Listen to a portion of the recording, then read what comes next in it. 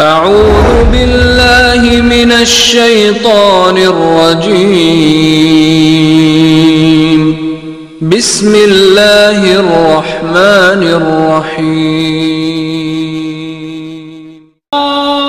ليتني لم أتخذ فلانا خليلا يا ليتني لم أتخذ فلانا خليلا لقد أضلني عن الذكر بعد إذ جاءني وكان الشيطان للإنسان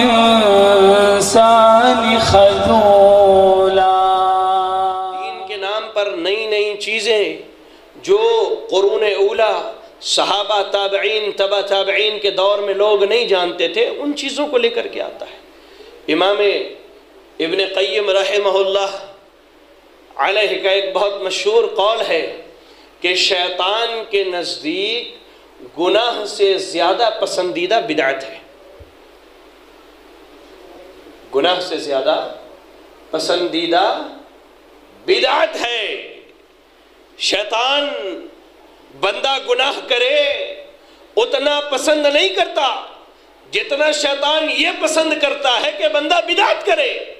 اس کی بنیادی وجہ یہ ہے کہ ایک مرتبہ اگر دل میں خیال آ گیا کہ میں واقعی گنہگار ہوں تو ہو سکتا ہے بندہ اللہ سے توبہ کر لے، اللہ سے معافی مانگ لے، اللہ سے توبہ کر لے، یہ خیال آ سکتا ہے۔ لیکن اگر وہ یہ سمجھتا ہے کہ میں جو کام کر رہا ہوں یہی دین ہے، گرچہ وہ بدعت ہو، اس سے وہ توبہ نہیں کرتا۔ یہی وجہ ہے کہ شیطان کو بدعت بہت پسند ہے، اور بدعت کی ایک پر ایک شکلیں آپ کو دیکھنے کو ملیں گی۔ ابھی 3-4 دن پہلے گزرا عید میلاد، جس کا نام پہلے بچپن میں سنا کرتے تھے، بھی راستے میں ہم لوگ ذکر کر رہے تھے 12 وفات۔ آہستہ آہستہ لوگوں نے 12 ربیع الاول جشن عید میلاد، اب تو مولویوں نے یہاں تک پہنچا دیا کہ عید الاعیاد ہے، تمام عیدوں کی عید ہے، اور بعض مولویوں کو تو یہاں تک کہتے ہوئے سنا گیا کہ نعوذ باللہ یہ دن شب قدر سے بھی افضل ہے۔ اللہ اکبر۔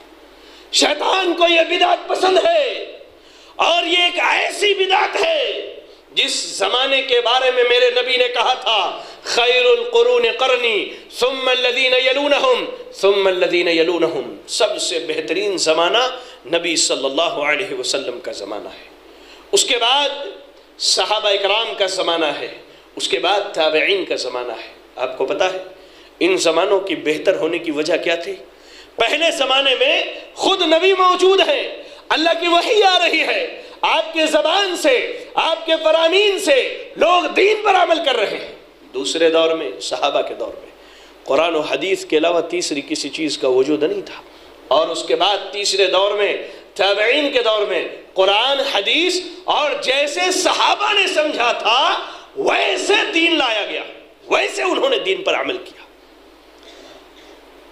اور یہ جو بدعت منائی جاتی ہے عید میلاد کی، یا اس کے علاوہ کوئی بھی بدعت ہے، زیادہ کچھ نہیں، ہم بس ایک ہی مطالبہ کرتے ہیں، ایک ہی مطالبہ کرتے ہیں کہ آپ ان پر اللہ کی کتاب قرآن مجید سے کوئی دلیل تو پیش کر دو،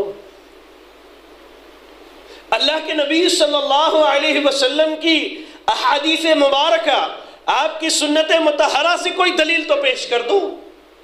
چلو ٹھیک ہے، قرآن و حدیث میں مسئلہ نہ ملا، صحابہ کی زندگی، تابعین کی زندگی سے تو کوئی مسئلہ پیش کر دو۔ اور یاد رکھنا اس بات کو میرے بھائیوں، شیطان کے ہتھ کنڈے سے بچنا ہے تو ایک اصول یاد رکھنا کہ ہمارا منہج، ہمارا مسلک قرآن و حدیث ہے، ویسے جیسے صحابہ نے سمجھا ہے۔ آج کا کوئی مولوی آئے آ کر کے قرآن مجید کی آیت پڑھ کر کے کہے کہ اس سے مراد عید میلاد ہے تو ہم نہیں مانتے۔ اس کی بنیادی وجہ یہ ہے کہ صحابہ نے اس آیت سے عید میلاد نہیں سمجھا ہے۔ آپ جس آیت سے عید میلاد کی دلیل دیتے ہیں صحابہ اکرام رضی اللہ عنہم نے نہیں سمجھا ہے، تو ہم کہتے ہیں کہ اس پر دلیل اللہ کی کتاب سے، نبی کی سیرت سے، صحابہ کے اقوال سے، تابعین کے اعمال سے لے آؤ، کائنات کے رب کی قسم ہے یہ پوری مسجد آپ کے ساتھ جلوس کے صفوں میں سب سے پہلے کھڑی ہوگی انشاءاللہ۔ لیکن قیامت کی صبح تک کوئی مولوی دلیل لے کے نہیں آ سکتا۔ شیطان کو بدعت بہت پسند ہے، کیونکہ اللہ تعالیٰ گناہ کرنے والے کو توبہ کی توفیق دیتا ہے، بدعتی کو توبہ کی توفیق نہیں ہوتی، نہیں ہوتی۔ وہ کیا کہتے ہیں؟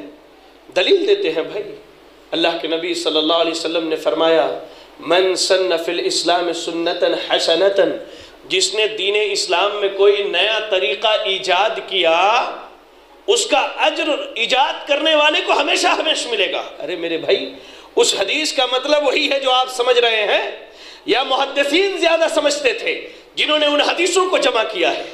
ان حدیثوں کو جن محدثین نے جمع کیا وہ زیادہ سمجھتے تھے یا ہم سمجھتے ہیں؟